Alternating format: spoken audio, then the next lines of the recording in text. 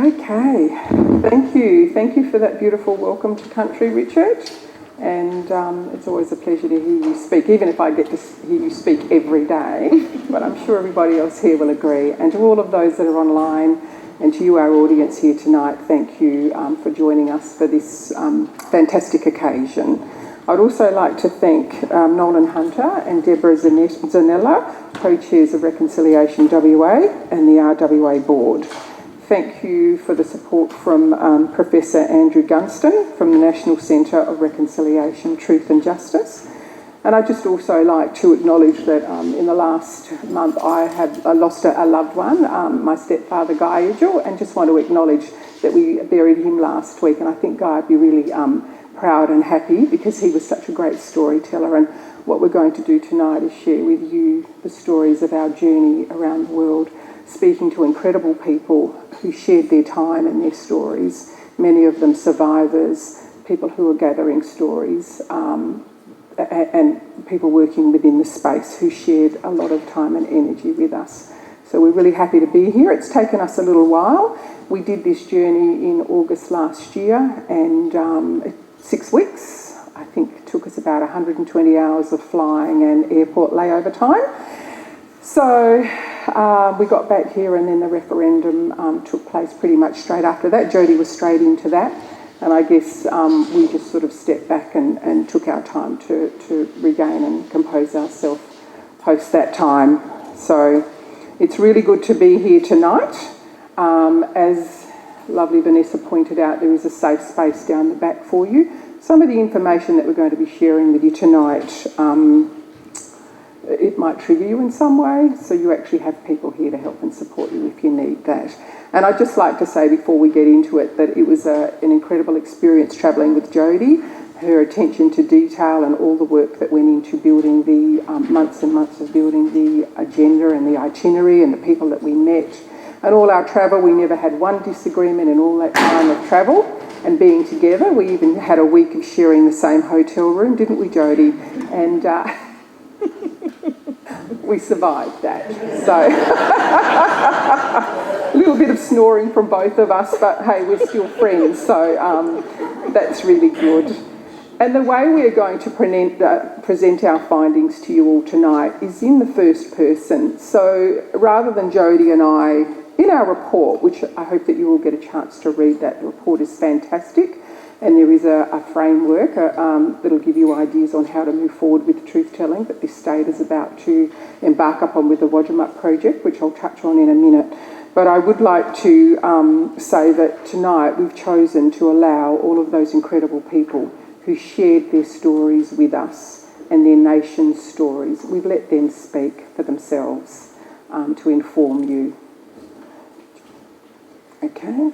Thanks, Robyn, and what a joy to do a trip like this. And it was a joy because when I originally applied for the Churchill, I approached them, and it was a great learning for me in challenging systems. And I said, listen, I can't do this work as a non-Aboriginal person on my own. I need to do it with an Aboriginal person. It's important to have a reconciliation partnership, and the Churchill Fellowship went, no, sorry, we only do one at a time.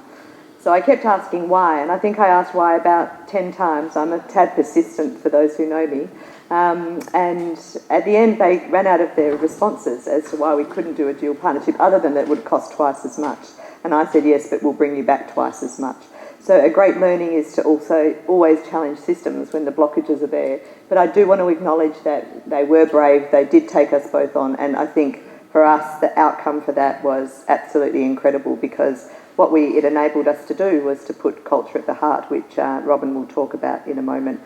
The next year, apparently, we became the poster girls, and they were encouraging people of both Aboriginal and non-Aboriginal partnerships to apply. So we've broken the mould, so if people are interested in applying, please do so.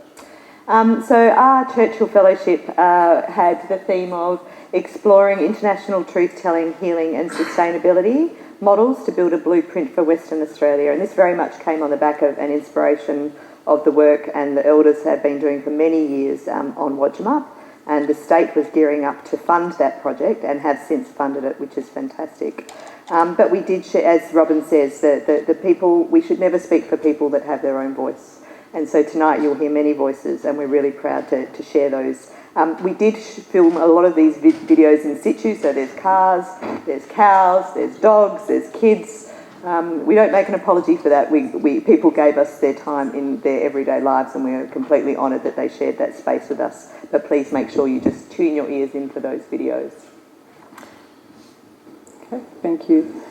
And I guess I would also like to acknowledge that we sit here today on Wadjemup, and I pay my respects to all our elders, past and present, and to our elders in the room. And I'm really proud to say that we are continuing on the work that our old people started for us. And I'd also like to acknowledge the work that Uncle Jim Morrison and my cousin Tonji Hansen and Alan Carter are doing with the genocide in the Wildflower State film. So for those of you that haven't yet seen that, we recommend that you make an effort to bring that either into your organisations, your business, or go along to see the film. That's a very, very important piece of truth-telling happening right now. So the Wadjemup story.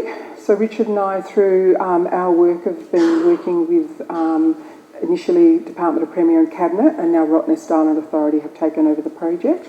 But we've been on that project for a couple of years now, working within our community, both Noongar, Wadjemup, and then to the greater state, for the people who have either descendants, ancestors or family that were buried on the island. I'd also like to acknowledge that we have Jason Banks here tonight, the CEO at Rottnest Island Authority, that we've been working closely with his team. So the project has engaged us to engage with community who are invested in the people who are buried on that island, on the burial ground and the surrounding area. We've been engaging and talking to people about what the government's plans have been in acknowledging, after 30 years of our old people, including one of my grandfathers who were lobbying government to acknowledge that Rottnest Island, Wadjemup Island, was a prison island. And there's really significant work doing. Our government's made a big commitment to the project. In November, early November, there will be ceremony taking place. There will be people coming from all around the state who are engaged in this project to do ceremony. And on the Saturday of that week, there will be public ceremony events happening. For those of you that don't know, Wadjemup is the largest deaths in custody site in the Southern Hemisphere. So for nearly 100 years, it was operated as a prison island. Up to 4,000 Aboriginal men and boys were on that island, and there's 400 or so people buried on that island. So we are working towards that acknowledgement, which is finally happening by state government. And the inspiration and the impetus, I guess, for me being involved with this project is the work that is happening with the Wadjemup project and how we could bring this information back. The government have identified the Wadjemup project as the start to truth-telling within this state. So you can see how it all will line up as we go through the project. So the lessons to be learned through the Wadjemup process will form a blueprint for truth-telling, healing and sustainability within WA. And our research actually provides a context for the work that we've studied closely of those who have gone on this journey ahead of us. We believe there is a chance for us as a nation to truly heal if we reframe the story of Wadjemup for future generations and we move forward in solidarity. So on to the journey. Wow, 18 flights, 120 hours of flight and airport time and hours of report writing. But we're really delighted to be here tonight to present this report to you. And the timing is right, as we said, for us now to present in light of the referendum, which took place within weeks of us returning. And some of us believe that in actual fact the truth-telling process should have taken place prior to us all going to the booths. Thanks, Robyn. I thought I'd give you a little bit of insight into the truth commissions that we explored, because there's been over 80 truth commissions globally, but we focused on predominantly 6. And also observed the Europe Truth Commission currently underway in Victoria, which is the first state truth commission in Australia. First of all, in New Zealand, we had a look at the Waitangi Tribunal, and although that's a treaty process, the foundation components of that is very much truth-telling. And that was to resurrect the Treaty of Waitangi, which of course was signed on settlement The Kiwis got it right. They did a treaty on settlement, not trying to battle it out later on. And with the arrival of the British in 1835. But post-signing, it pretty much was shelved. And truth-telling continues to be a fundamental process of the treaty making that we will discuss throughout today's presentation. The tribunal process itself has completed 98 settlements with iwi or tribes, the first being completed in 1995, with 38 settlements still to be completed at the time of preparing this report. The tribunal process is 40 years in the making to date, and it's anticipated it'll be a 50-year-long program, which until recently has enjoyed bipartisan support. We were gobsmacked when they told us that and said, please be careful about that, because we certainly haven't witnessed that in Australia. And it seems that there have been headwinds of change since, and it's reported that the referendum outcomes in Australia has affected some of the decision-making in New Zealand. I know we have some of our Māori friends here this evening, so we stand in solidarity with you. The National Truth and Reconciliation Commission in Canada, which we visited, or the TRC, was birthed from the settlement agreement from the Native Indian Act amendments and was created through a legal settlement between Indian residential school survivors, the Assembly of First Nations, Inuit representatives, and the parties responsible for the creation and operation of those schools, the federal government and the church bodies. Each engagement was led by a survivors' circle and adapted to the community's law, as in LORE, and culture. 7 national televised events occurred across Canada, with 5 days in each community, capturing thousands of stories. Each national event attracted between 5,000 and 10,000 people. However, with the settlement agreement, it was agreed that survivors could tell their truth, but not name their perpetrator. So survivors were offered truth without justice. It's confronting to note that in some families, 3 to 4 generations attended the same residential school and experienced the same abuse from perpetrators. The TRC concluded its mandate in 2015 and defined 94 calls to action. The continuity of this work takes place through the National Centre for Truth and Reconciliation on Treaty 1 territory in Manitoba, Canada, which we visited. The NCTR now holds 7,000 testimonies and 5 million archival pieces. The ongoing National Centre has 3 mandates: public education, research and archiving, and operates as a legacy body. Communities can still run truth-telling processes with the support of the NCTR. The Quitaki Truth Commission in Canada, it was the jewel in the crown for us, as it was 100% Indigenous-led and funded, and saw impressive outcomes. However, the process did not start this way. The work that precipitated the QTC began as early as 2000, when QIA called for the federal government to launch a public inquiry into the killing of 100,000 quimet, or dogs, that were used for sledging. Between 1950 and 1975, dogs, that's when the cull took place, dogs were the livelihood and economic and social base for Inuit communities in the Arctic, and their culling was an effort by government to relocate communities south. I think there was a very similar process that happened here not so long ago. In 2005, in response to mounting pressure, the government requested that the Royal Canadian Mounted Police conduct a comprehensive review of all actions related to sled dogs in the north during this time. The resulting report concluded that there was no evidence of organised slaughter of sled dogs by RCMP. However, they led their own truth-telling perspective and program as directed by government rather than an independent one. So it was the agency investigating itself. The agency alleged that they forensically did not do any harm to the animals other than the cull itself. This was quickly rejected by the Inuit people, and they set out to set the record straight.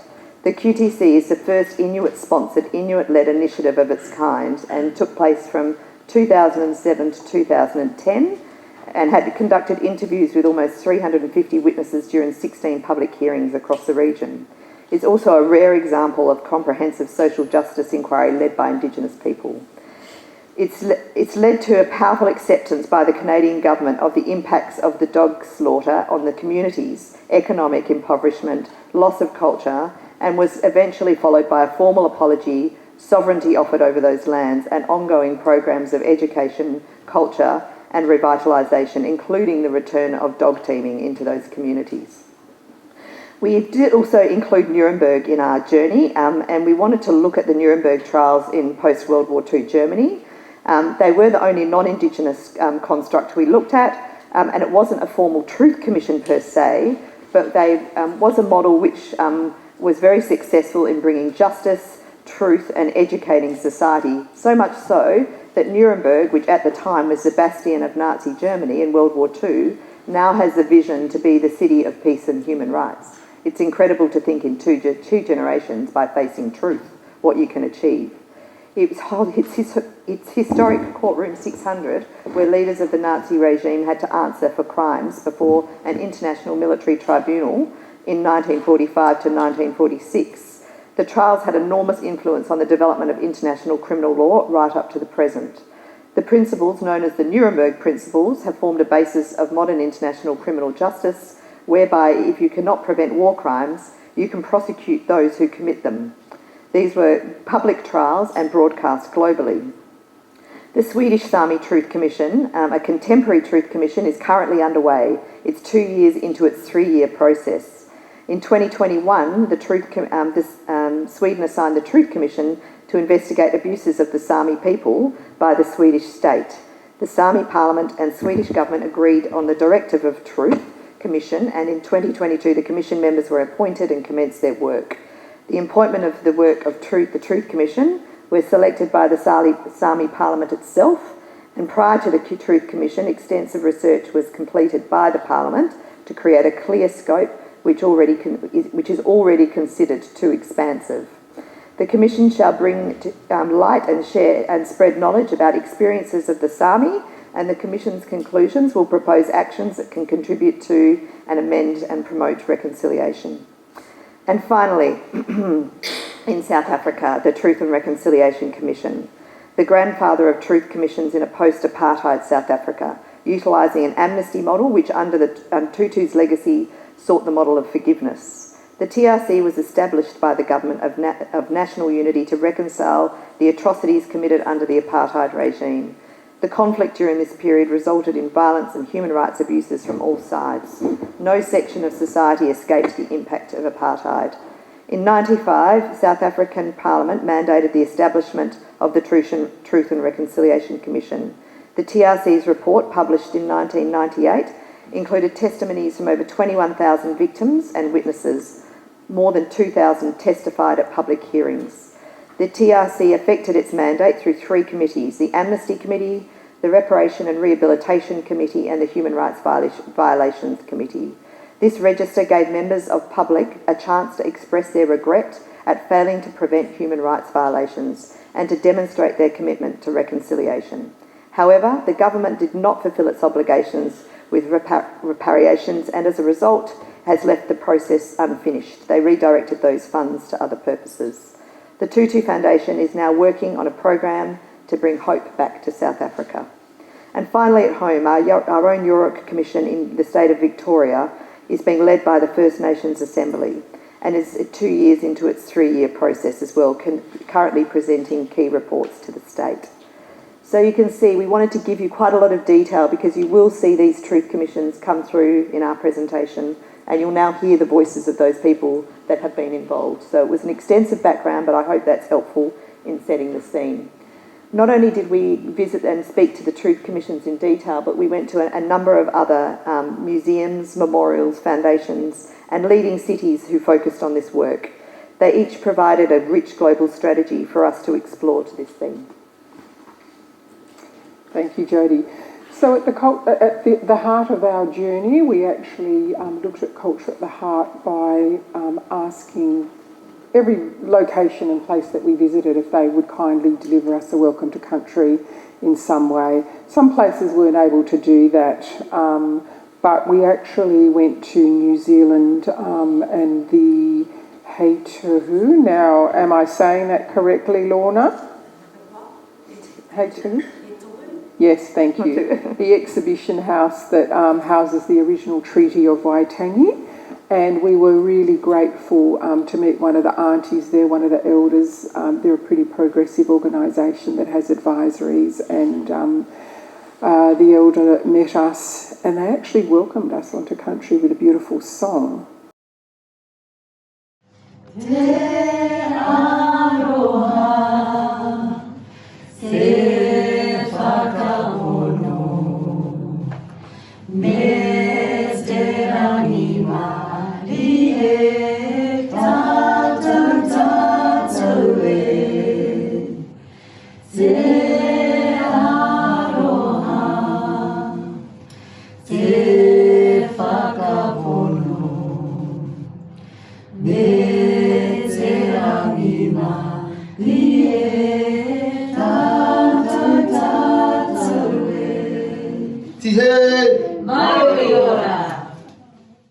So the fundamentals of truth-telling, there were three themes of our research: truth-telling, healing and sustainability.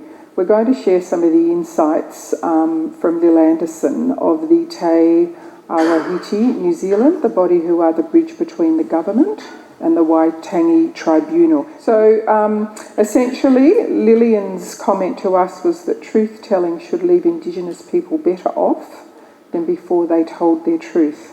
Fundamentally, this comes from a place of healing and justice, and we will be making reference to that throughout our presentation today. And whilst this actually appears obvious, there were countless examples globally of where we witnessed negative outcomes for Indigenous people after going through this truth-telling process.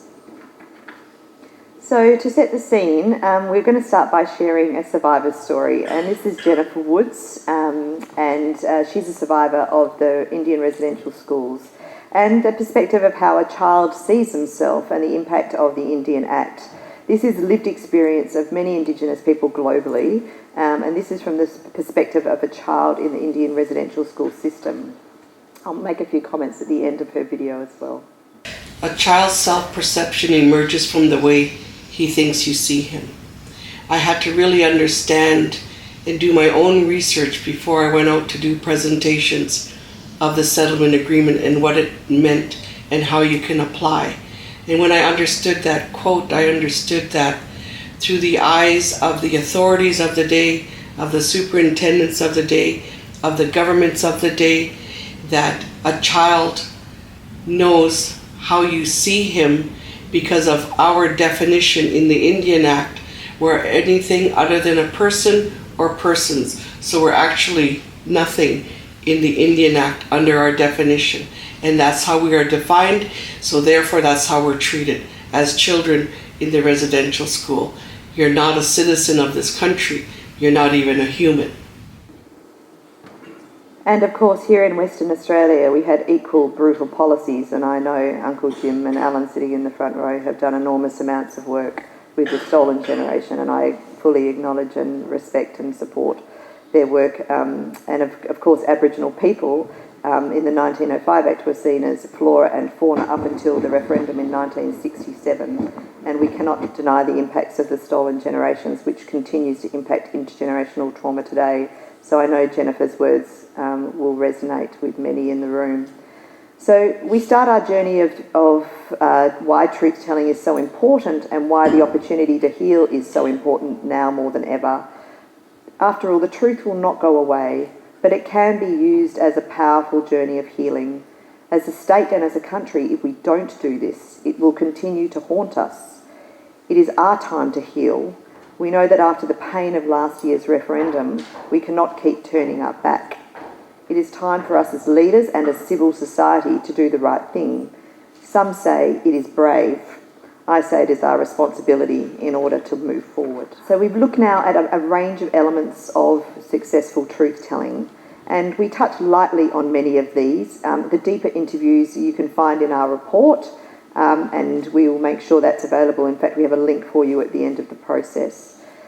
We want you to now hear the journeys and the learnings and successes of many that we interviewed, and so we're going to walk through some of those themes and observe some of the consistencies that we heard worldwide. The first is a fairly obvious one, but one that we heard time and time again created many challenges for truth commissions globally, and one that is live, of course, is the Sami Truth Commission. We must make sure that it is achievable because it has to be balanced with the demands of cultural leadership and obligation. So we're going to ask Marja to talk to you about this, and she is a Sami statement gatherer that's doing this work currently.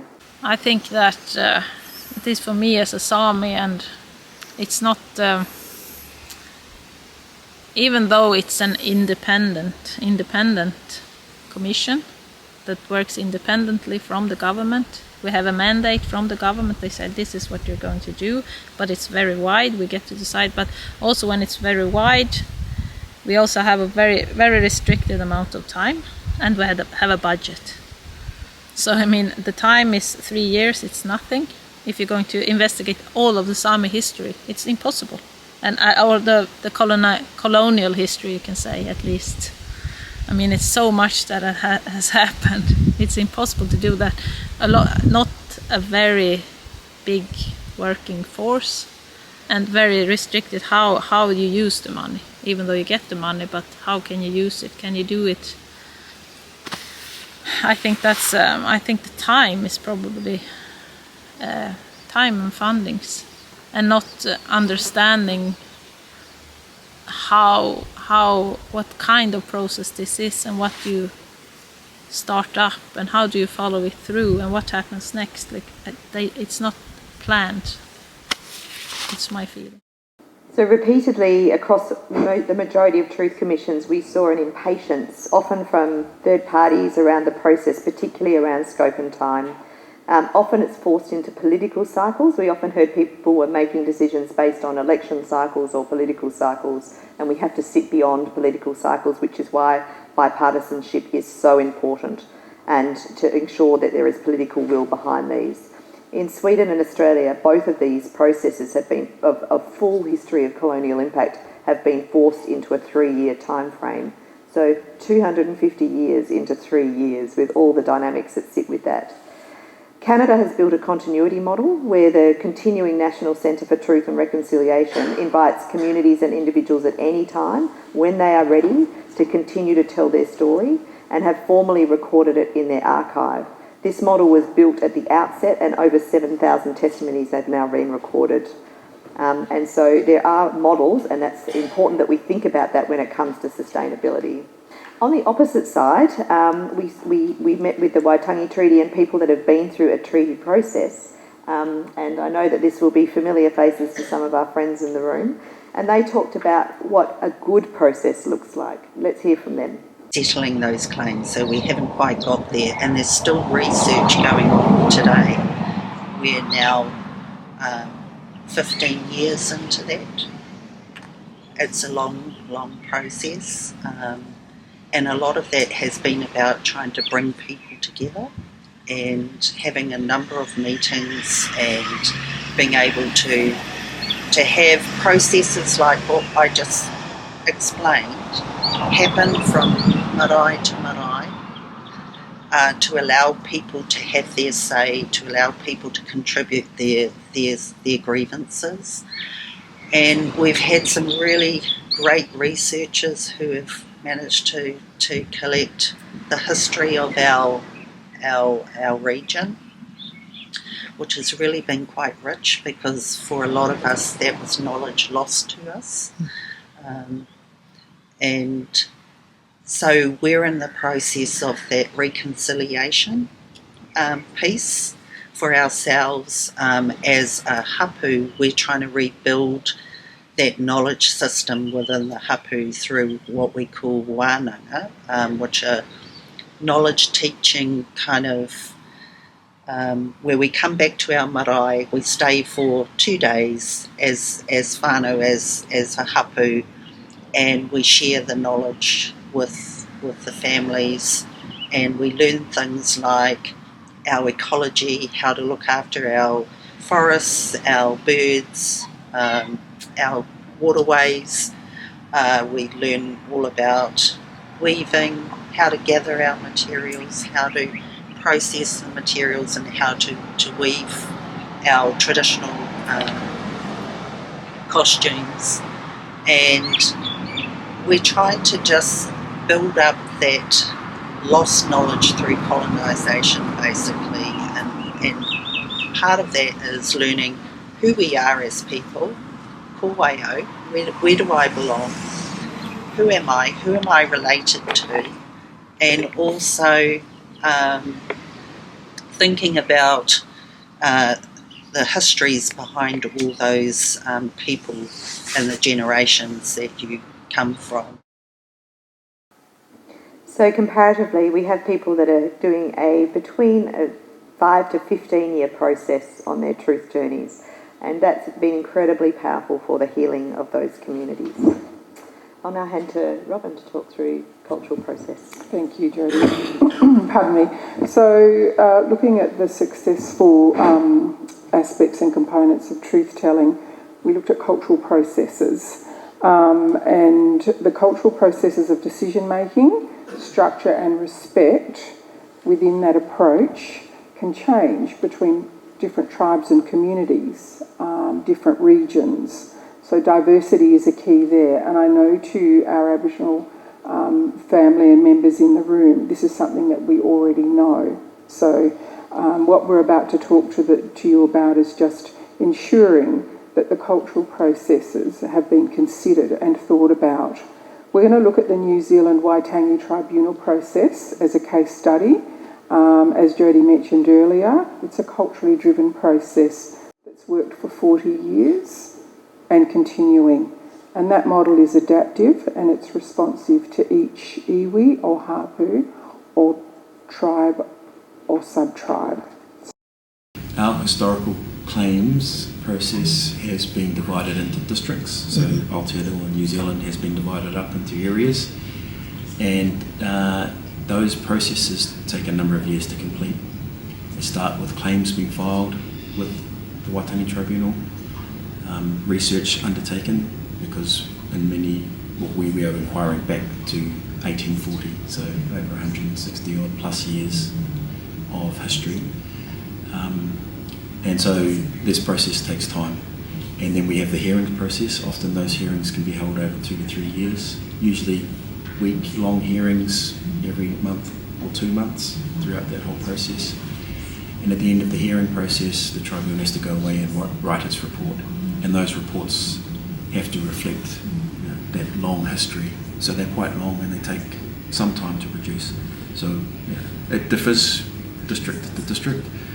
But on average, I would say that the process takes 3 to 4 years to complete. So whilst we were visiting the Waitangi Tribunal office, we also got to speak to Judge Stone, was one of the judges that you just heard from, but we got to also speak to another couple of the judges there. And another key point that came up was identifying the cultural leadership or the authority.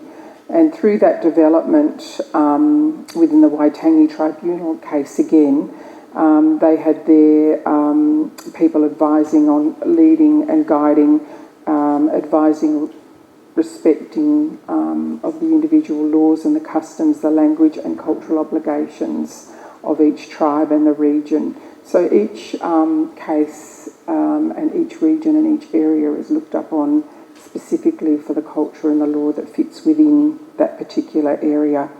The National Centre for Truth and Reconciliation had a culturally guided survivors circle. So when they were starting out on their truth and reconciliation journey, they actually had their survivors who were guiding them throughout the whole process. They were embedded in the governance structure for decision making. I think the majority of my observations in terms of the development of the tribunal is it's grown while Te Iwi Māori has grown as well.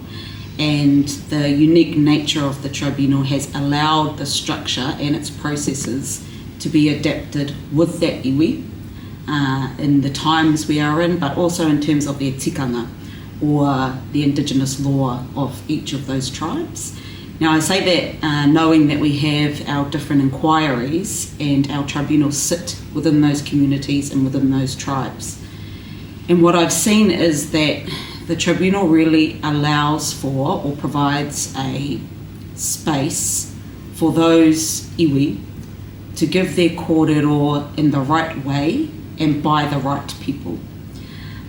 So it's determined by those iwi and those tribes who are giving their kōrero. And when I talk about right, I'm talking about our tikanga or our Indigenous laws, and that's going to be different in every tribe, in every community we go into.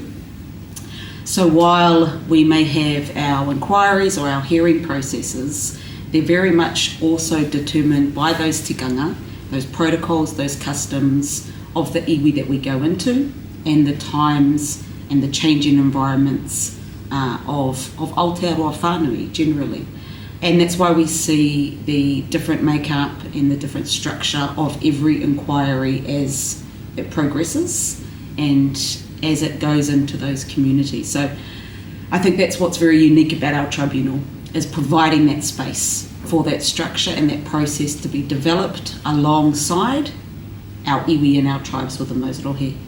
And I think fundamentally that's why we see people who appear in front of us, appear in front of the tribunal, enter into a healing process by being able to give their kōrero in their way, and understanding that those people that are giving their kōrero, by and large, are doing it on behalf of their tribe and their iwi. Thank you. And I just wanted to point out the Wadjemup project that we're working on. We've been doing consultation, as I said, for quite a few years now. We actually have a cultural authority that has been peer elected from appropriate apical ancestors here in Wadjemup country, and that cultural authority is a leadership model that guides and advises us on how the November 2024 statewide ceremony will take place, and also going beyond that and working within the state. There will be an added layer of cultural authority relating to where people are from and their connection to family or ancestors buried on the island. So going back to our friend Lil Anderson, so Lil was such a wonderful woman to spend time with, wasn't she? And the way that she operates and works within her organisation, the whole leadership process, actually was really refreshing for us.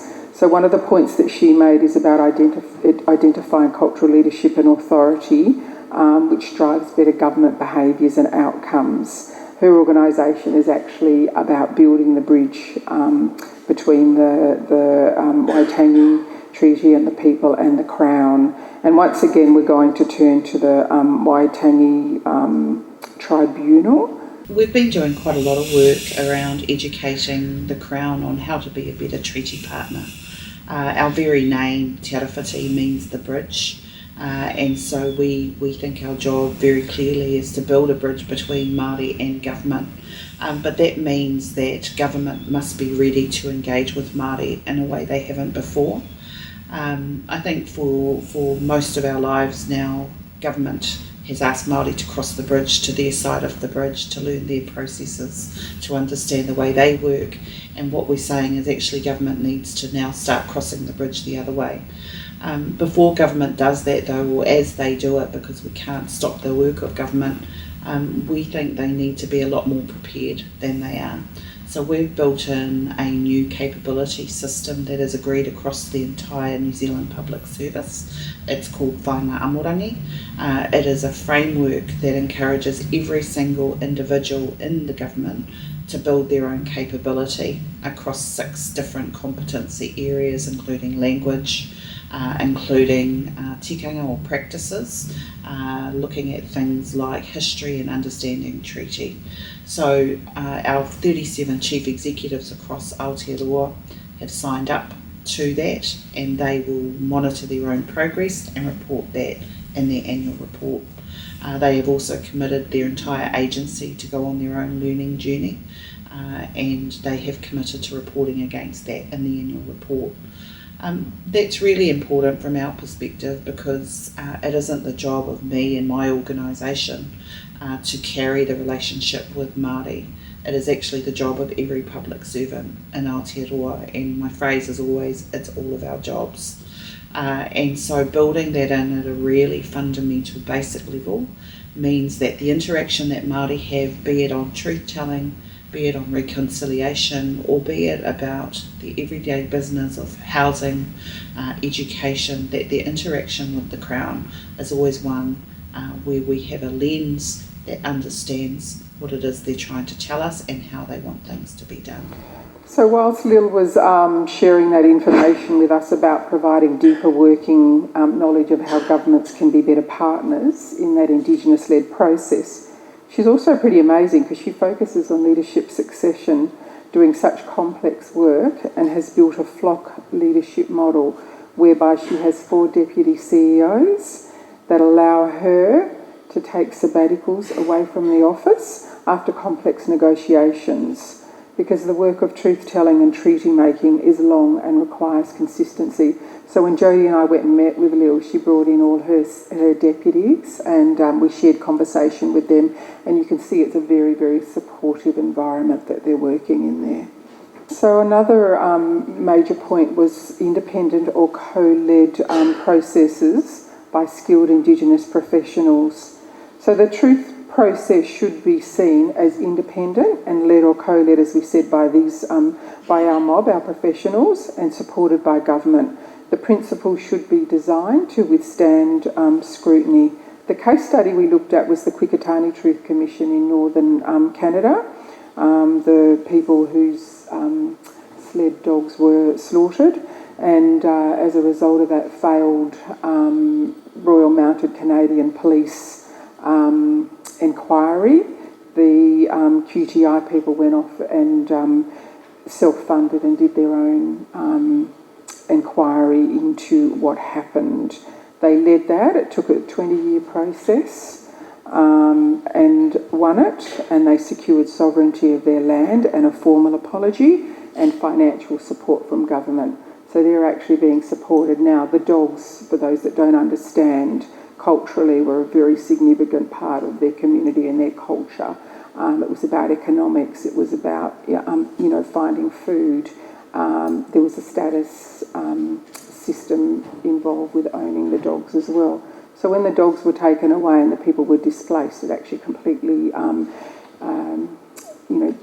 took away their power in a sense. So that whole process that they went through was one of the gems for the research that we were doing, in that it was led by their own people, and they got funds to continue to work on their regeneration of language, and also I think funding till 2025 to hold annual dog sledding events. And one of the requests when they were settling their commission was to have the dogs brought back in. So they've now reintroduced that back to their community, and it's made a massive difference. And we were very delighted that we were invited back to the annual Dog Teaming Festival, and they promised to make us a pair of polar bear pants to wear for that event. So we still have to honour that invitation. But here's their story. As early as 2004, QIA began receiving and recording testimonies from Inuit on the killing of Klingit. And Klingit in Inuktitut means dogs. And so what happened from there was those testimonies were then brought forward to Ottawa to a House of Commons Standing Committee on Aboriginal Affairs. And what happened was that the QIA testified to the House of Commons Committee with these testimonies in hand, asking for an inquiry or for a commission, because a lot of these previously recorded testimonies were accusing the RCMP of killing dogs, which were vital to our culture. And so the process after that, asking the government to form a commission or an inquiry, was a no. However, what they did ask was the RCMP to basically investigate themselves. And the RCMP's focus was forensic rather than historical. So that report was produced in 2006, which didn't include a lot of Inuit and a lot of memory and history from Inuit.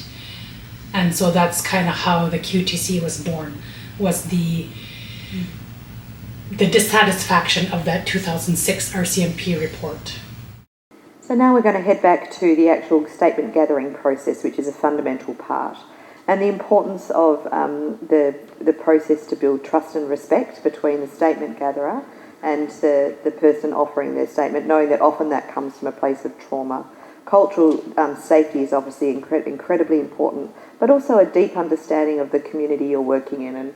And Marja tells us about the journey of her statement gathering process. I think it's very important for the people that go out and do the interviews and meet the people. They need an inside perspective. They have to know how to build relations and how you get in touch with people, and how you have to be very flexible. It can depend on the weather and the wind and when in the year you can do interviews with certain, like for example with reindeer herders. It's not a good time in November, December, for example, because there is a lot of work with the reindeer, and it's not a good time in July because they are marking calves then. So and you have to also know when the moose hunt starts, or when people are picking berries, what do they do in different times of the year and how. So I think you need, when you start the interviewing process, you can't just say, oh, by 5th of May we should have 50 interviews, you should have been writing. It doesn't work like that. We don't have that kind of thinking. We live a lot according to nature. And also they have told me you have to do more interviews digitally, and it's not for everyone, and you don't build very good relations, I don't think, if you don't go, because it's just, you have to go and drink coffee, and it takes time. And one interview, even though it may be 45 minutes that I'm taping, that they are telling, I've been on interviews that I've been out for 5, 6, 7, 8 hours. First driving around the land, like we are doing, and showing, and they are telling me this is where my today, and this is where we do this and that. And then we go home, and then we drink coffee. And then I ask, can I start now to ask? Or what do you want to tell? Why did you come in contact with us? And then afterward also. So it takes a lot of time. And for me, it's not. It's obvious that it's going to take a lot of time. But in the system that we're working with this, it's not so appreciated.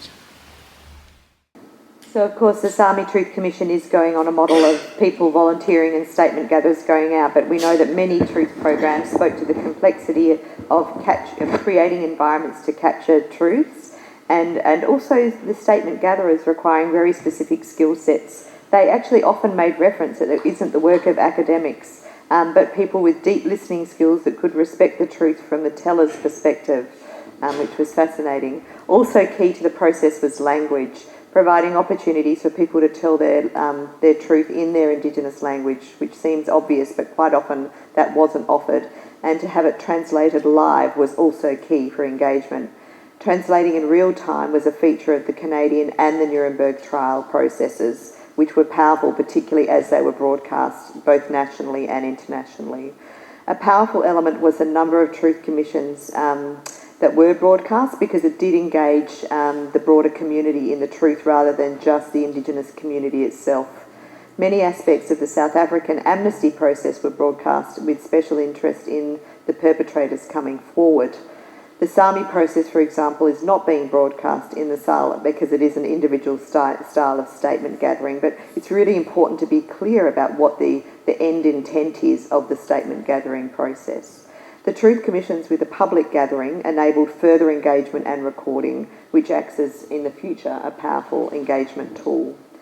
Finally, we just wanted to, in the truth-telling section, is to mention Indigenous voice, because from a Sami perspective, of course, they have a parliamentary model which creates a voice within the Sami government system. So Sami parliamentarian Stefan Mikkelsen met with us and talked about voice.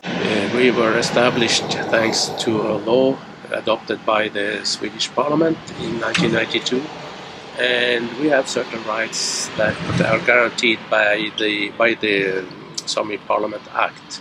But the most important of the content is what is not mentioned, that we have the possibility as a people speak for our own sake and know what is good for us, so we can make the public awareness and affect also the Swedish society due to our statements. And we have been quite good at that recently, using our experience, so we can defend our culture and livelihoods. And it's really needed in a time of polarization and the racism that again grows in the Nordic countries in the north.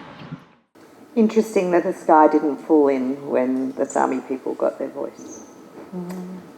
So we now move on to our model of healing.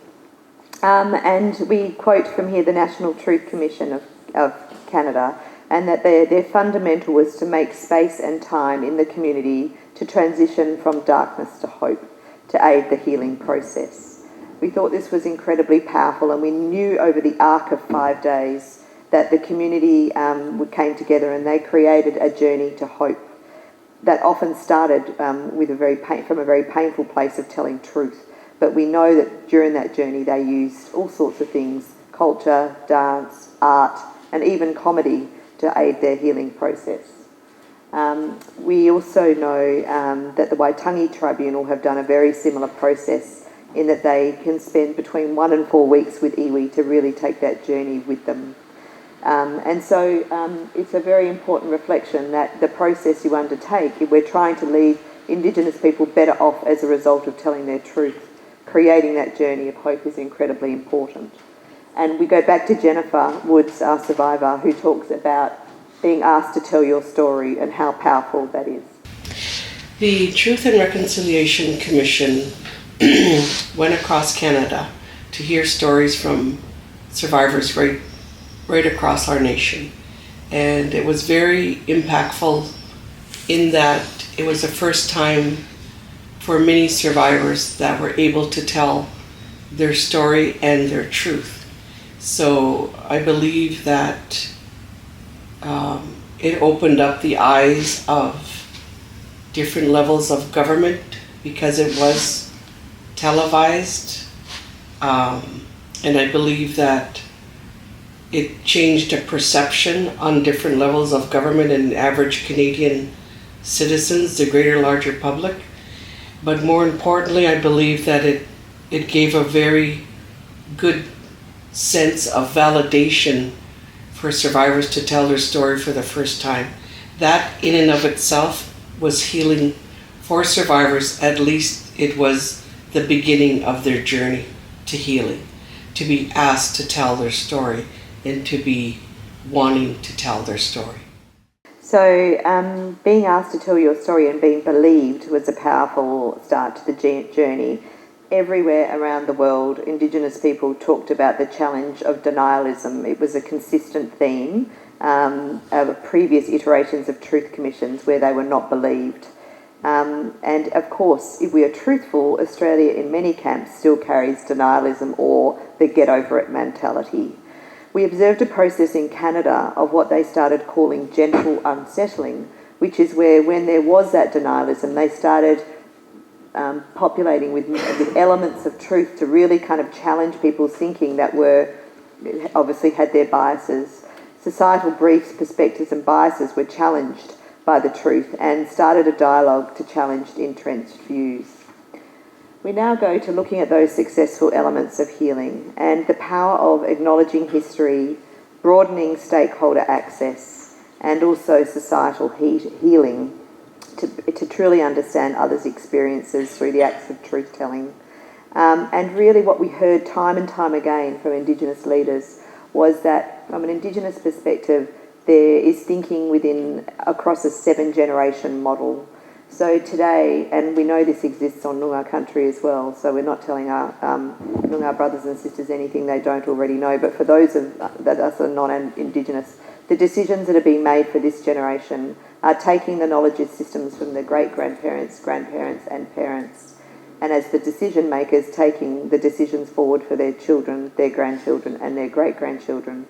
So they're not purely making decisions now for this generation and this healing. It is spanning across multiple generations to aid in that healing. So Robyn's now going to take us through some aspects of those healings that we discovered. So on country healing, truth-telling should be a place of cultural safety. It should be a culturally safe place, and preferably on traditional lands or on country or in community, wherever possible. The case study that we're going to have a look at now is the Waitangi Truth Commission, and we're going to hear our friends Tanya and Noel speak again about their safe places, the maraeas, the marae houses, which are across the country of New Zealand, where a lot of the business of the Māori people is managed. And it is a sophisticated governance model that exists for Māori, and that was really impressive for us to observe that and to have experienced that as well. This is one of our marae here in the Bay of Islands, called Te Tiriti o Waitangi, and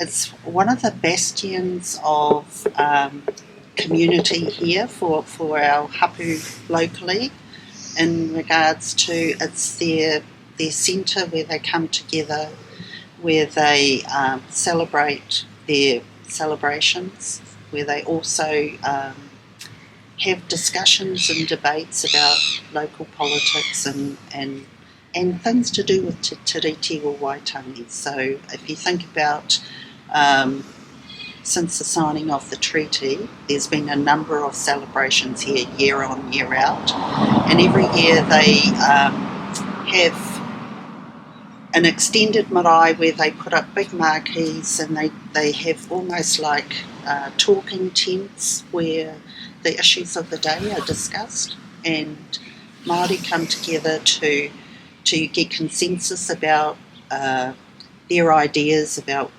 what they aspire for in the future, and whatever the issue of the day might be.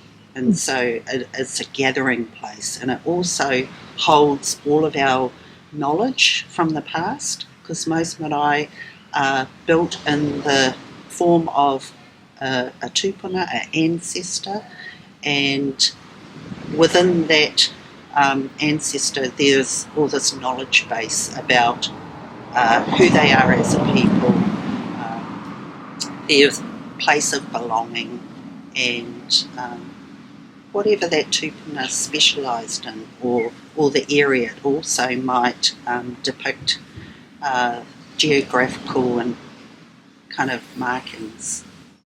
So another important aspect of successful healing on country, that we spoke to the Quikitani people again, the Inuit people, about their Truth Commission, and once again they pointed out that holding the inquiries in community were really important, but also in language wherever possible.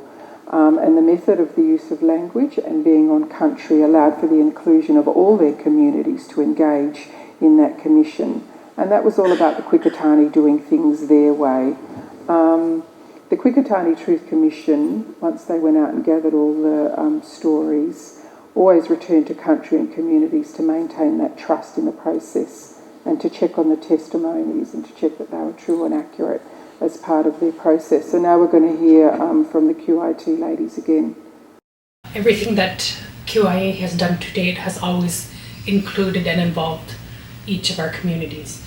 And so the commission process was started by visiting each community, obtaining their testimonies and their memory, and then coming back to the table and putting the findings into a report, and then again going back to the communities, sharing that information and ensuring that it was what was being published was accurate and in the language that was desired by whoever was providing. All right, thank you for that. Now, the culture and trauma-informed healing was another component that was really important. The healing model should be culturally trauma-informed and well communicated to survivors. Acknowledgement that trauma can be delayed, therefore, healing provisions need to be planned over several years. The example we've got here for you now is the Canadian Truth Commission, as they spoke about guidance from their elders in the Survivor Circle around the protocols leading to the healing model for that commission. And that included their Canadian Health Department providing initial support and ongoing up to 10 years actually for truth tellers and storytellers. So the trauma-informed support in the truth and reconciliation process here in Canada encompassed, a plethora of different things. But the first thing was really the guidance from the elders and survivor circle in protocol and how those things came together. And then Health Canada played a big role in providing me health support for both on the ground statement, but also the aftercare that came after sharing some of those truths. And the process, is really rooted in doing no harm, being a voluntary process, respect, honoring the truth of those who are coming forward, and really just listening. It's a huge piece of the trauma-informed piece is to listen and be respectful and create a really safe space. So another really important aspect was the traditional and cultural healing piece. So when you're doing this work, you're encouraged to explore the provisions of traditional and cultural healing methods and objects and treasures that can help people along the way through their trauma and their re-traumatisation. So once again, we're looking at Canada's National Centre of Truth and Reconciliation's cultural artefacts. Now, you'll see in those photos, we got to see these beautiful, very special objects and treasures. There's a medicine box, which would carry traditional medicine for people when they were in country doing their testimonies. It could also hold objects that people might want to put in there. There was a walking stick, you'll see in one of the photos, that was there as an iconic piece, but also it could hold people up if they needed that when they were telling their stories. And the beautiful Bentwood box, you'll see that depicted in the picture with myself and the young Matisse fellow. That box was actually used to store traditional medicines and held those individual stories and materials to assist with their process and their process of closure.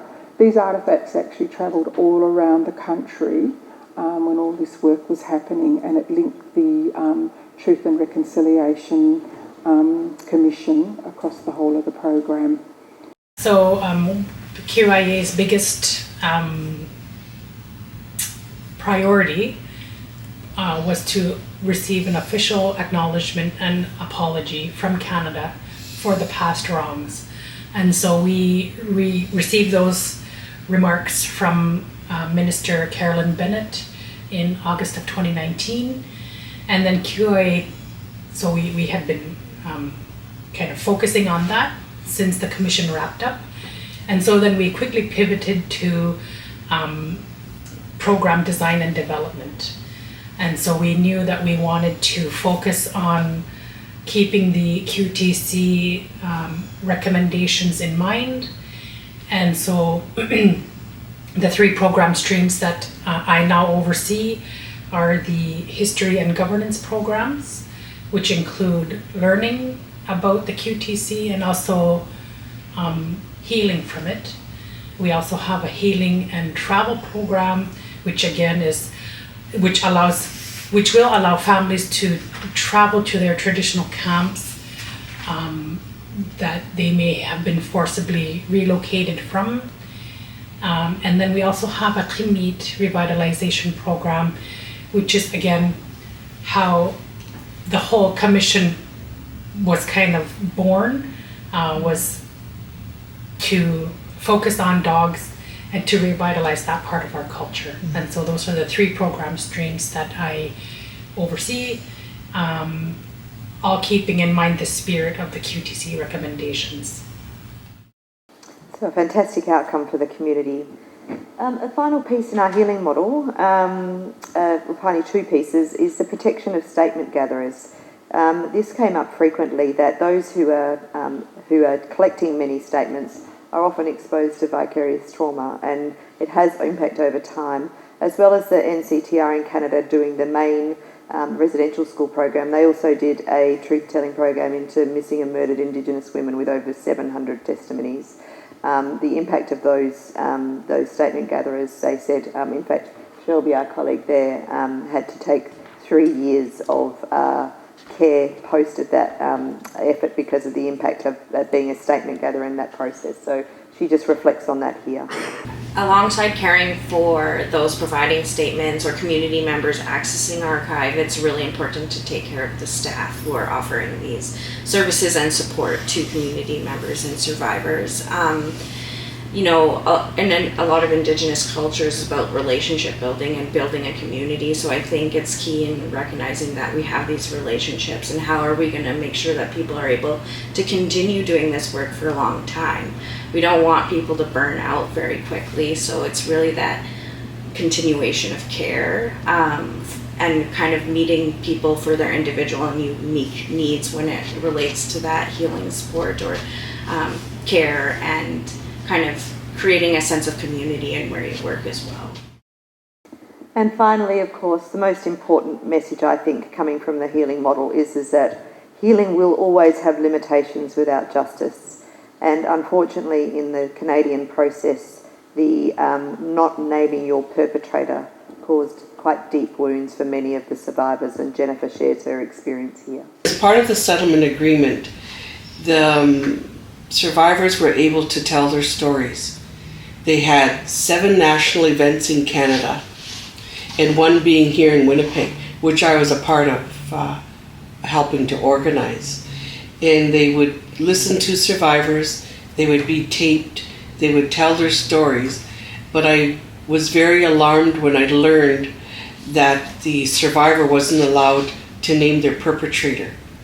I felt very angry at that point in time, learning of that, because I felt, why ask a survivor their painful story of abuse if they can't name their survivor?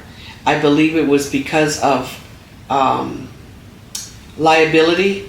I believe it was for a way of protecting, because when I asked the question why you weren't allowed to name your perpetrator, the answer was because it was in the agreement.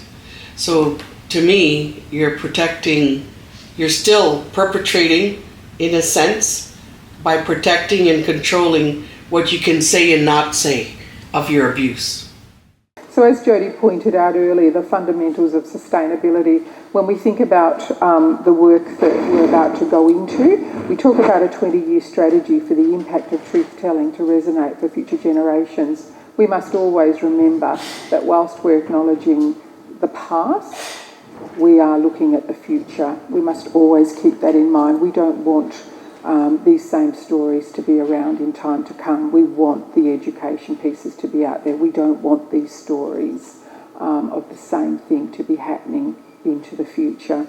So we're now going to look into those who are on their truth journeys and their learnings and successes. And as we walk through what we observed, we will look at the key consistent themes. And the first one is data sovereignty and ownership of the stories. Now, this is a really key piece. Just recently, early in the week, we were talking to an agency who actually works with survivors and collects stories, and I'm talking about somewhere here in this town.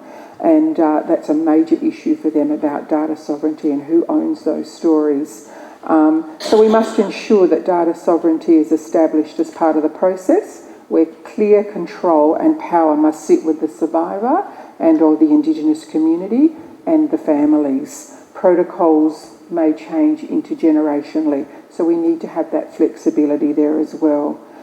Truth-speaking principles should be prioritised as an agreed approach. For example, they must be accessible, survivor-centred, protected, create no harm, trauma-informed, inclusive, respectful and voluntary. When we think about data sovereignty in relation to residential school records, the concept we use in Canada can be quite simple on its face, the idea of ownership, control, access and possession, that First Nations have the right to the records. When we go to do that in practice, it becomes far more complicated, because there are records that relate to individual experiences at residential schools through survivor statements, or through attendance records that speak to health issues that may have arisen. And so we have questions then about how and when a community owns or has access or can possess records of individuals' experiences. And so that's one of the areas that we have to continue to navigate here, is how do we ensure that individuals' privacy is respected while ensuring that we abide by OCAP principles. Another complexity to the issue is that the National Center for Truth and Reconciliation Act, the provincial legislation that created the National Center, also requires us to follow health and privacy laws. So again, even though the NCTR believes and works to abide by OCAP, the ownership, control, access, and possession, we are still required by law to follow provincial privacy laws. And so how we can offer access to records that contain personal health information is really challenging. We also have to consider who is the community that might own records. Is it the traditional governance system? Is it a society or an organization that was created?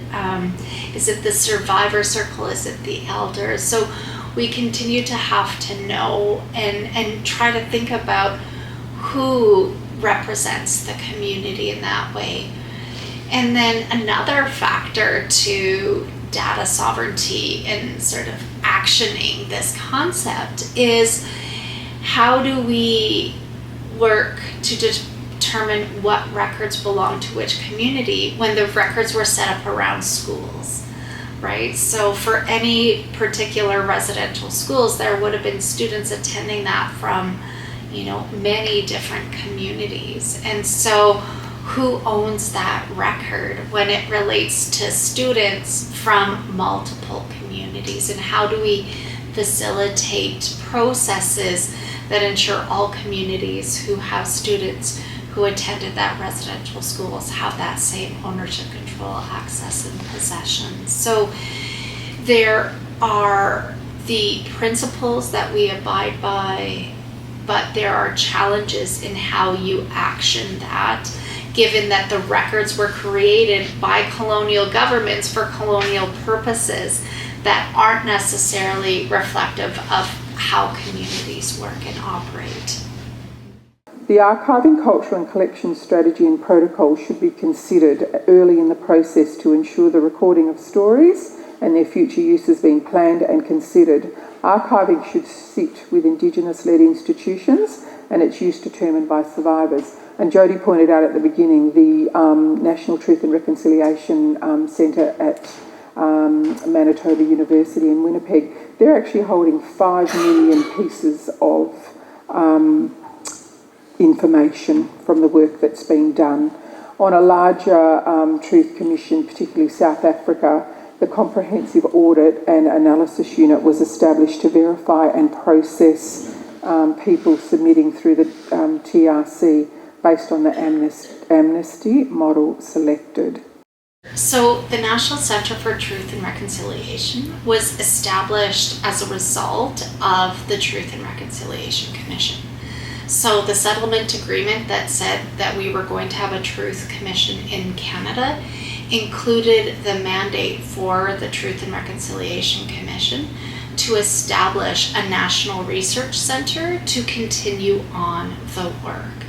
And so from the onset, the TRC knew that there was going to be a body where all the records collected would be stored and would be made publicly available, and that could continue on the work of the Truth and Reconciliation Commission. Now we head finally into a last couple of points, which is the most important part of embedding the learnings from the truth-telling process into national curriculum. And we saw some absolutely brilliant examples of this, but particularly from the Sami community, how they're looking to build it into their education environments, but also into in Germany, where they and all the concentration camps across the country how they've made those free and accessible as part of their programs. And here's this Samis talking about the work they're doing to build out education in their community. So Sami history in the Swedish education system is a very marginalised thing. I would say that most history books in schools would have maybe a page or maybe 2 pages about, with a very brief, oversightly thing stating that the Sami exist, but nothing of the details about the colonial workings of the Swedish government or anything like that. So knowledge is very, very shallow, which is also why the Sami Parliament has been for years now trying to provide material for schools, which you can order from the Sami Parliament. And there is a huge interest from schools all over Sweden because teachers feel they know nothing. They have themselves not been taught anything about the Sami, and they are also afraid to teach wrong things about the Sami, of course. So they turn to the Sami Parliament, and the Sami Parliament, of course, has limited resources, but they actually produce every year some new things online as well for schools to take part of. We saw a huge impact globally of youth and grassroots movement, but particularly youth movements. Many of us know about the Nordic movements, particularly because of Greta Thunberg, but also in Germany in post-World War II and post-Nuremberg trials. Our friend Axel, who took us through the memoriam at Nuremberg, talked about the impact of youth exchanges. Let's have a listen to what he's got. The healing process, if you want to call it that way, was, for example, the youth work between Poland and Germany, France and Germany, England and Germany, and so on. Youth exchange, cooperations on the various levels with these countries to heal the wounds of the war and to show that the new generation is able to overcome these problems and of course then the importance of memorialisation, and we know from a Wadjemup perspective this is absolutely imperative as the work is being done over there. But we visited the Flossenburg concentration camp and were highly impressed with how the German government had opened up all the concentration camps for education and with free access. And here's our guide telling us a little bit about how that came about. So for the longest time after 1945, this place was forgotten, except for a small memorial in the back of the area that survivors themselves installed and built.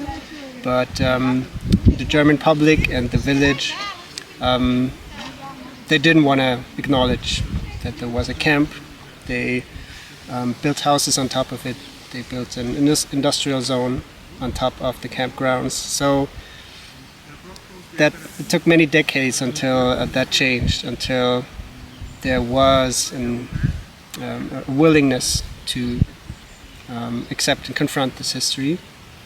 And ironically enough, it took outside impulses. It took Hollywood productions like the 1979 Holocaust series or the 1993 blockbuster Schindler's List to actually to bring this topic to the German public and to create a sort of new interest and curiosity in wanting to know what happened, even though it's their own history, but it took these outside impulses. And so that's why in the 90s sort of a cultural shift happened in the powers that be in Germany came to accept this history and came to see value in memorializing and remembering. So that's where we are today, but it's endangered. This culture and this process is in danger. We have right-wing political forces that want to turn the clock back, want to go back to, sweeping things under the rug and not dealing with it. What's fascinating about the German government is they have a fund where they see the uprising of any Nazi-based behaviour. They come in and do massive education programs and literally quash and shut it down. And that's a standing fund that moves around the country and is responsive to any hotspots, so to speak. But the absolute fundamental is embedding the truth into curriculum, embedding it into education models. We saw it in Germany, we saw it in South Africa. At the Apartheid Museum, we were queued up with thousands of kids in South Africa, and in multi-year programs, so it's not just a one-off, it continues through the education system, and many of those experiences provide lived experiences. The Apartheid Museum in South Africa, Robyn and I queued in a black and a white queue. We decided to challenge the convention, and Robyn went in the white queue and I went in the black queue for a bit of fun, and our experience of going through that was profound, because I walked in as a black woman and Robyn walked in as a white woman, and our experiences were completely different. And so children entering that zone will be reminded, if you ever get the opportunity to go to the Apartheid Museum, please do, because you are reminded that, that was a real experience just a generation ago. So very, very powerful, but empowering through education is absolutely fundamental. Robyn will now take us through a quick oversight of collections and archiving. Yes, thanks, Jody. So we did get to visit many institutions that hold collections of Indigenous artefacts and other objects and treasures from around the world. We did witness a significant shift from static to living approaches to those collections, and a big cultural shift around the ownership of those treasures and objects. We had the opportunity to speak to many of the museum and curatorial teams, and they provided a great insight into the evolution of how those collections management are changing. I think the most powerful reflection was the seeing the institutions as going from gatekeeper and owner to facilitator and enabler. Museums can act as an agency of change rather than purely memorials to the past. And they can do that by providing a safe place for the truth to be heard, and for revealing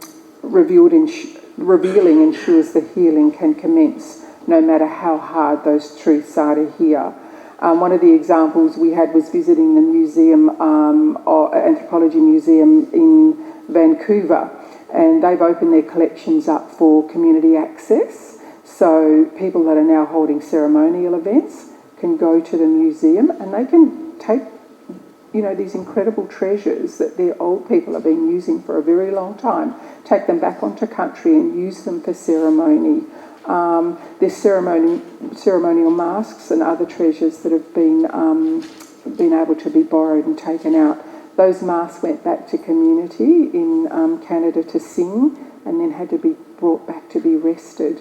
And there was a whole education piece around that to the staff and the people who were dealing with them, that whole cultural piece, by the custodians to the non-Aboriginal staff. That museum was a really great example for us of relationship building and the humanity piece within that institution, which helps them to work towards giving the treasures back to the country that they belong to and to the people. The institutions are maturing in their truth and reconciliation journey. They're prioritising education and an active repatriation program, prioritising decolonisation of their collections and practice. So the Museum of Vancouver is doing amazing things there. They're actually in a process of repatriating and sending things back all around the world that don't actually belong there, and their focus now is based on telling their own story. So we were really moved and encouraged by what we saw happening in that institution. And also a couple of other elements is, of course, making sure some of those, the Waitangi Truth reports, for example, are incredible documents of history for intergenerational learning. We also saw incredible activation experiences like the one I've already explained, but often also captured digitally, which we'll share with you in a moment from an example at the Indian Dialogue Centre at the University of British Columbia. But the one profound piece we found was at the National Human Rights Museum in Manitoba, in Winnipeg, where there's the most extraordinary museum we went to, which was 95% digital collection, but with their overarching objective is to make sure people leave with deeper questions and consider their role in sharing truth. So a real responsibility back onto the individual to go and find out more. But at the Indian Residential School Dialogue Centre, this was in British Columbia where they collated the truth. And Uncle Jim, I think you're going to be very interested in this because it really brought all the assets and all the collections together to make sure they were truly accessible to community. But before I do, I just want to acknowledge dual naming, which is such an important aspect, which was done on the University of BC. And that is on every signpost they had the Western name, and then they had the traditional name and the explanation of what that is. Imagine around our state, if we had the truth on every road sign that we had around our state, how much we could learn. But have a look at this fantastic digital wall that families could come in and interact with, and communities, based on the truth commissions and the data that had been collected. So essentially how this timeline works is that you have the blue tiles that represent the school, and so when somebody can open up a tile on the timeline, and then what they see is a name of the school, a description of when it opened and when it closed, and just a little bit about the school. And when they press the plus sign, what happens is they have a drop down of related records to that school. And so that can be things such as bureaucratic records, photos, books that have been written on the school, other historical documents.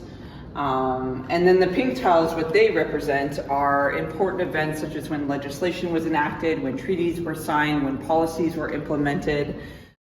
Okay, thank you. So based on the information that we've shared with you this evening from our research, we put together this blueprint for the state, obviously for your thought, to be led, the blueprint for the state to be led and co-designed by the Aboriginal community, including scope which would include the ambition for the state's history in 20 plus years. The bicentennial and 2029 gives us a unique chance to tell West Australians' true history.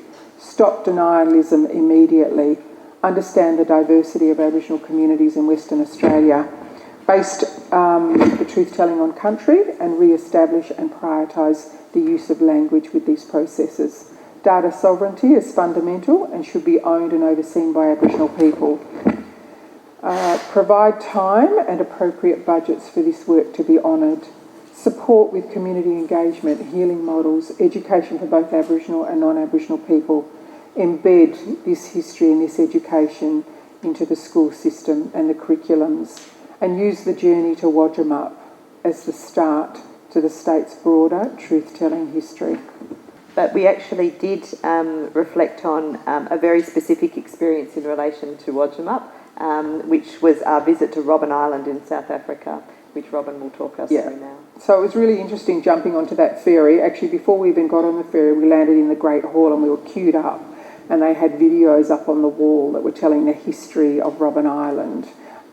So we were already educated before we even got on the boat, and going over there were more stories about the history, and we found out things that we had absolutely no clue about. So Robyn Island in Cape Town was Mandela's prison for 18 years of his 27 years of incarceration, and you'll see this beautiful man standing in the middle in that photo. He is a former prisoner of Robyn Island. There's not many of the survivors left of the prison, and they actually carry out the tours. Many of them still live on the island to this day.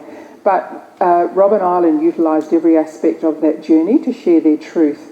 They, as I said, it was in the waiting pavilions to enter the ferry ride, and on arrival at the docks at Robyn Island. There were powerful historical videos played, and the tours led by men like this lovely man who took us around.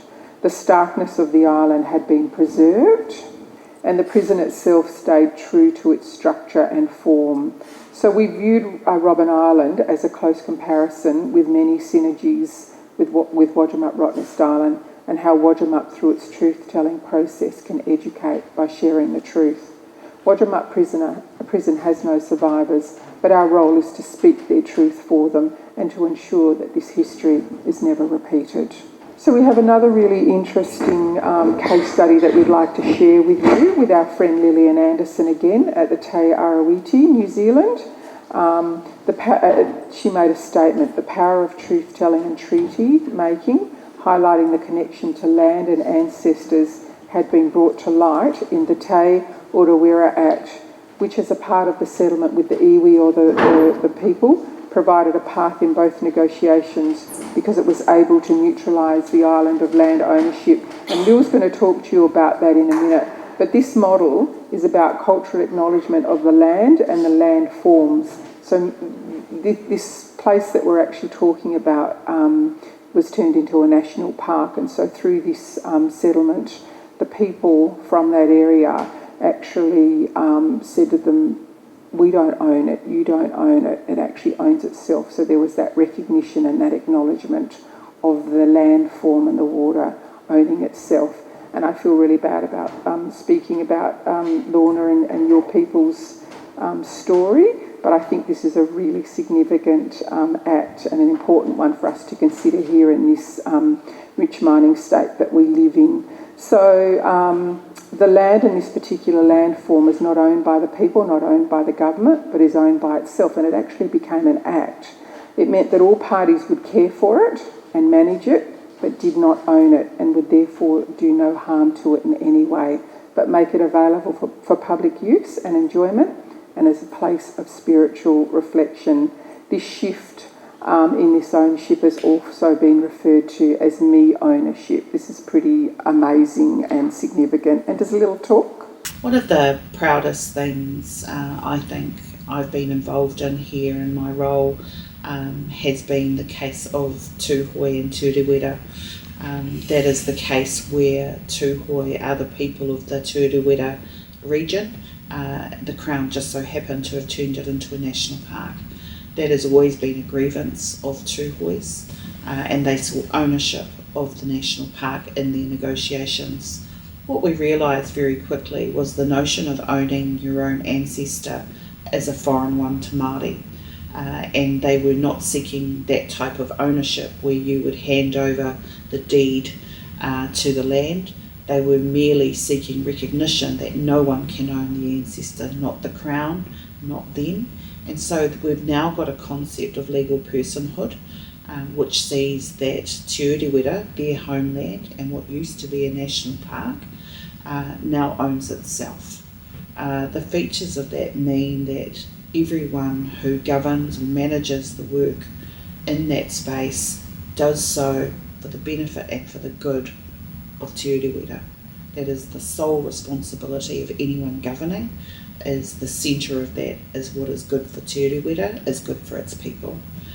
So we have a governing board set up through legislation now where Tūhoe are now the majority and only governing members of that board.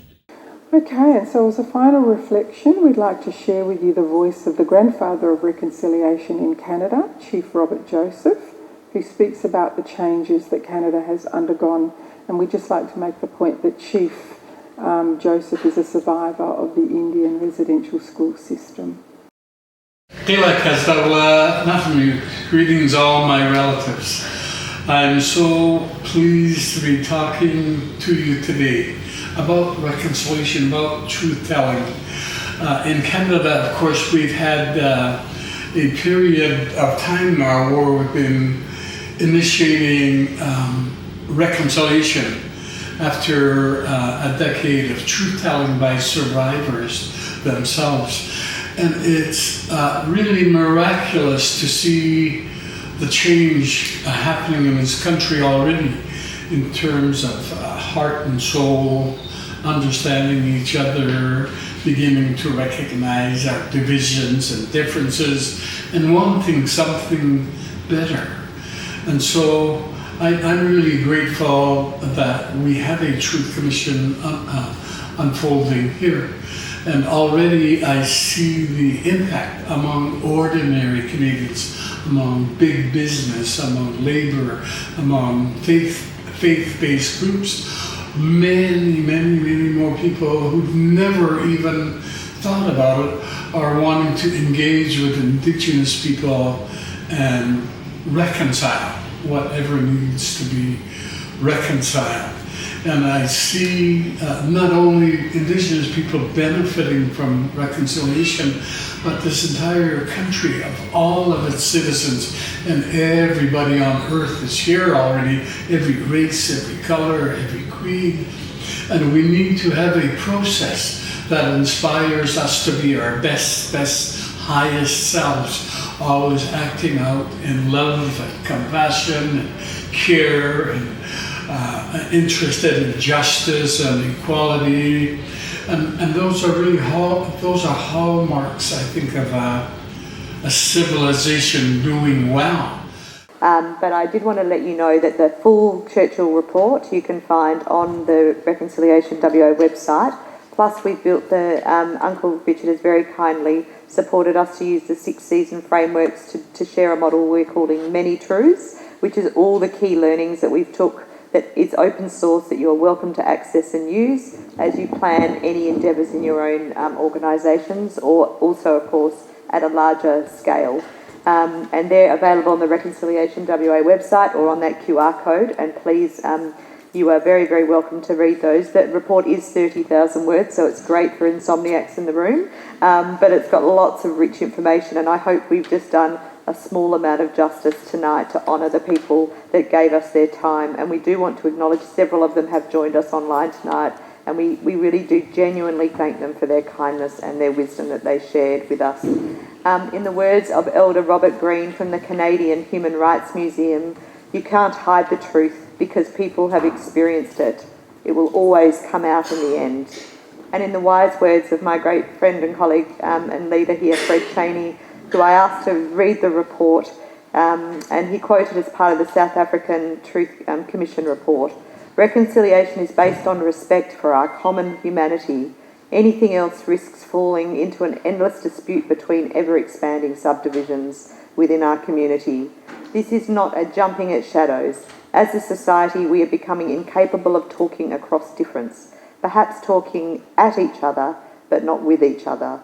It's time to talk together." We are at a unique point in our time in Australia, and indeed in Western Australia. Now more than ever, we need to build a pathway back post-referendum from division to unity, and I acknowledge our history and truth is fundamental to this. As we face into our bicentenary in 2029, it's time to start our gentle unsettling and education. So in 7 generations' time, the reconciliation movement will be redundant in this country. Thank you everyone for listening, and we look forward to continuing the journey.